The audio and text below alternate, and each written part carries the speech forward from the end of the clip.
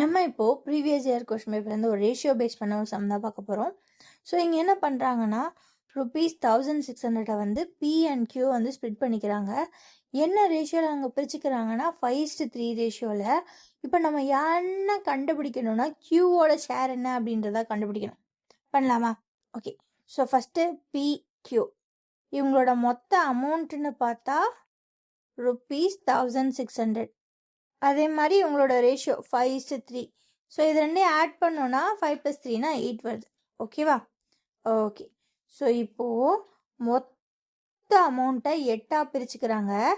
அதில் 3 பாதியை வந்து கியூக்கும் 5 பாதியை வந்து பிக்கும் பிரிக்கிறாங்க. கரெக்டு தானே? இது எப்படி 8ன்னு சொன்னோன்னா இந்த ரேஷியோவில் உள்ள நம்பர்ஸை ஆட் பண்ணிக்கிறோம்.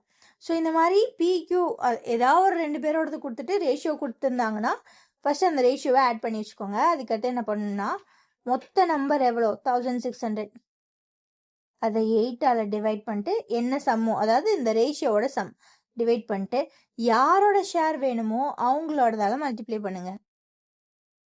ஓகே, இன்னொரு தடவை சொல்கிறேன். இந்த மாதிரி 2 பேரோட ரேஷியோ கொடுத்துட்டு ஒருத்தரோடது கேட்டாங்கன்னா ஃபர்ஸ்ட் டோட்டல் அமௌண்ட் எழுதிக்கோங்க. அதுக்கப்புறம் அது ரெண்டோட சம் அந்த ரேஷியோவில் உள்ள நம்பர்ஸோட சம்மையும் எழுதிக்கோங்க.